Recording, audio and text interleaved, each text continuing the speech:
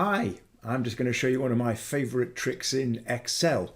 So on the screen there you can see I've got a table of the planets in the solar system, including Pluto, the dwarf planet. And for each planet there's a list of attributes including mass, diameter, density, and other things to do with the planet.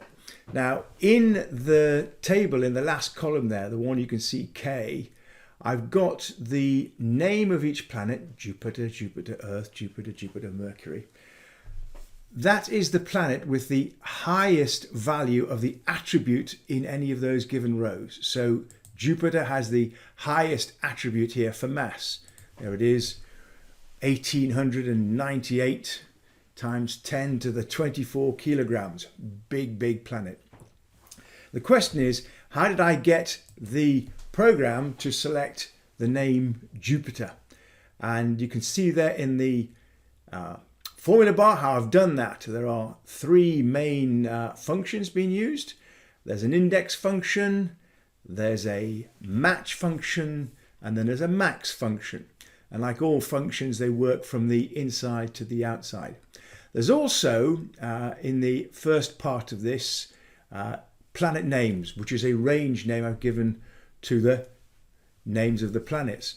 So let's just work through this, and to show you how it works, I'm actually going to do the same thing. We'll choose the minimum value of the attribute and we can work through the whole of the thing from there.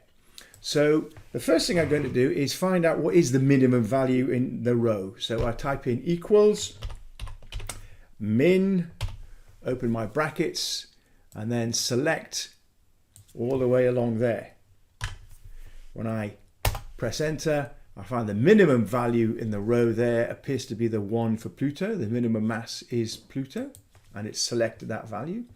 Now what we're going to do is surround this one by the match function. And the match function will try to match in the range that I select that minimum value. So let's just type match into there. Match the minimum, and we're going to use a comma there to set it up. We want to look at the same place, so we're looking in the same range as the minimum was operating on. And then we need a third parameter.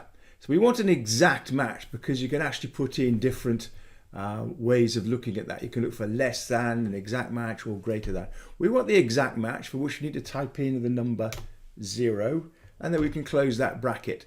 And what that should return is the column number in the row that contains that minimum value. And there we go. Planet number 9, dwarf planet Pluto, is the one with the minimum attribute. Now what we do with the index function is we look in another range in column 9 and ask the function to return whatever is in that other range in column 9. And column 9 in this case is going to be a range I've already created. It's the planet name range. I go to the name box up here in the top, choose my planet name range. It selects that name range there. That's all the planet names. And that's a range that I'm going to use the index function on. So let's go back out here to this. Now I'm going to ask it to index. Okay.